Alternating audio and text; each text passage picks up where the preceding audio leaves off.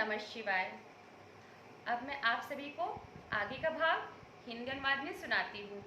आज की कथा में गोस्वामी जी बता रहे हैं कि भगवान भोलेनाथ और उनकी पत्नी माता सती जी ऋषि अगस्त जी के आश्रम में जाते हैं और वहाँ पे राम कथा का वर्णन बड़े प्रेम से सुनते हैं और अगस्त जी उनसे भगवान की भक्ति का गुण रहस्य प्राप्त करते हैं।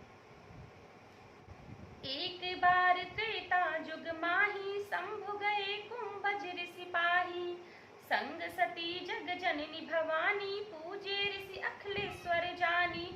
एक बार त्रेता युग में भगवान शिव जी अगस्त ऋषि के पास गए और उनके साथ जग जननी भवानी माता सती जी भी थीं। ऋषि ने संपूर्ण जगत के ईश्वर जानकर उनका पूजन किया। राम कथा मुनि बर्ज बखानी सुनी महेश परम सुखमानी।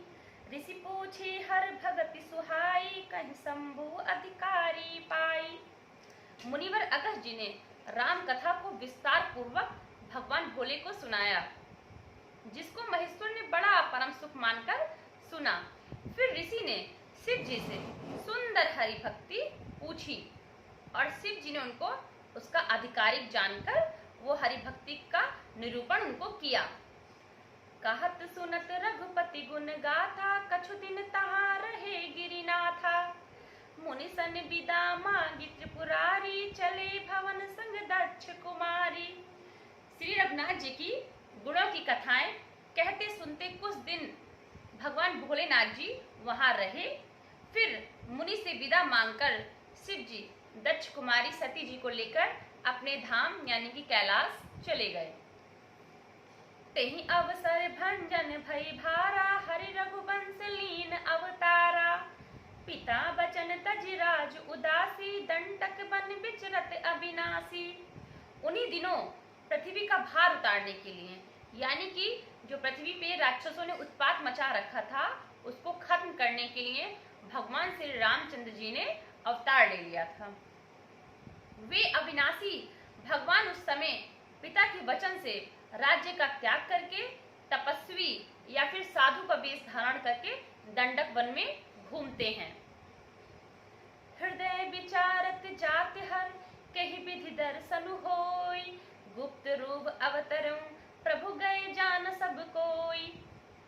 देखिए, अब भगवान शंकर जी भगवान श्री रामचंद्र जी के दर्शन करना चाहते हैं और वो बड़े विचार में पड़े हैं कि भगवान ने तो सभी से छुप के मतलब अपने आप को छुपा के अपना अवतार लिया है ताकि कोई जान न सके कि वो ईश्वर हैं, मनुष्य रूप धारण किया है। और अगर मैं ऐसे उनसे मिलने जाऊंगा तो उनका ये जो छुप के उन्होंने रहस्य है वो खुल जाएगा। शिव जी हृदय में विचारते जा रहे थे कि भगवान के दर्शन मुझे किस प्रकार से हो। प्रभु ने तो गुप्त रूप से अवतार लिया है, मेरे जाने से सब लोग जान न जाएं। शंकर उर अति क्षोभ सति न जानहि मरमु सोई। तुलसी दर्शन लोभ मन डर लोचन लालची। श्री शंकर जी के हृदय में इस बात को लेकर बड़ी खलबली मचती है कि कैसे प्रभु के दर्शन हो, किस प्रकार से कौन सी युक्ति सोचूं। परंतु सती जी इस भेद को नहीं जानती हैं। तुलसीदास जी कहते हैं कि शिव जी के मन में यह डर था कि कहीं भेद न खुल जाए प्रभु का, परंतु दर्शन के लोभ से उनके नेत्र ललचा रहे थे भगवान जी के। रावण मरन मनुज कर जाचा प्रभु विधि बचन कीन जह साचा। जो नहीं जाऊं रही पछतावा करत विचार न बनत बनावा। रावण ने ब्रह्मा जी से वरदान के रूप में अपनी मृत्यु वानर से और मनुष्य से के हाथों मांगी है। ब्रह्मा जी के वचनों को प्रभु ने सत्य करने के लिए मनुष्य रूप धारण कर लिया है। मैं जो पास नहीं जाता हूँ तब तो बड़ा पछतावा होगा कि प्रभु हैं सामने और मैं उनके दर्शन नहीं कर पा रहा हूँ। और इस प्रकार शिव जी विचार करते हैं, परंतु उनको कोई युक्ति ठीक से उनके बैठ नहीं रही है। यही विधि भय सोच बस ईसा तेहि समय जाई दस सीसा। लीन नीच मारी चहि संगा भयहु तुरत सोई कपट कुरंगा। इस प्रकार महादेव जी बहुत ही चिंता में मग्न होते हैं, मतलब चिंतित हो रहे होते हैं कि कैसे प्रभु का दर्शन हो। उसी समय नीच रावण ने जाकर मारीच से मिला और मारीच से बोला कि तुरंत तुम इसी समय माया से एक कपट मृग का रूप धारण कर लो।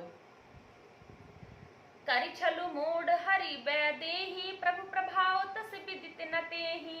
मृग बदि बंधु सहित हरि आए, आश्रम देख नयन जल छाए। मूर्ख रावण जो छल करके सीता जी को हरण करके ले गया, उसे रामचंद्र जी का वास्तविक प्रभाव तो पता ही नहीं है कि प्रभु है कौन। वो मनुष्य रूप में स्वयं भगवान नारायण हैं। और जब प्रभु उस मृग को मारकर वापस आश्रम में लौटते हैं और वहां माता जानकी को नहीं पाते हैं, तो लक्ष्मण सहित बहुत दुखित होते हैं और उनके आंखों में अश्रु भर आते हैं। बिरह बिकल नर इव रघुराई, खोजत विपिन फिरत दो भाई। कबहु जोग वियोग न जाके, देखा प्रगट बिरह दुख ताके। श्री रघुनाथ जी की मनुष्य के भांति इस तरह से परेशान होना, दुख से देखना। दोनों भाई वन में सीता जी को खोज रहे हैं, जिनको कभी कोई संयोग या वियोग नहीं हो सकता, उनमें प्रत्यक्ष विरह का दुख देखा जा रहा है। भगवान शंकर जी देख रहे हैं। अति विचित्र रघुपति चरित, जान नहीं परम सुजान। जे मति मंद विमोह बस, हृदय धरहि कछु आन।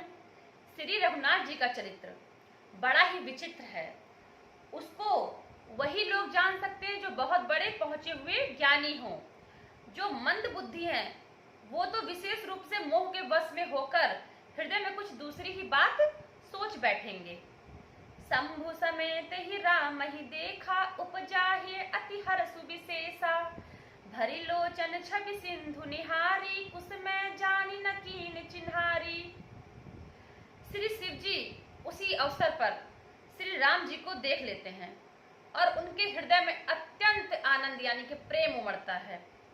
उन शोभा के समुद्र श्री रामचंद्र जी को शिव जी नेत्र भरकर देखते हैं, परंतु अवसर ठीक न जानकर अपना परिचय नहीं बताते हैं। जय सचिदानंद जग पावन, अस कहीं चलहु मनोज न सावन। चले जात शिव सती समेता, पुनि पुनि पुलकत कृपा निकेता। जगत को पवित्र करने वाले सचिदानंद जी की जय हो। इस प्रकार से भगवान रामचंद्र जी का जयकारा लगाते हुए भगवान भोलेनाथ माता सती को लेकर वहां से जाने लगते हैं और कृपा निधान शिव जी बार बार आनंद से खुश होकर सती जी के साथ चले जा रहे हैं।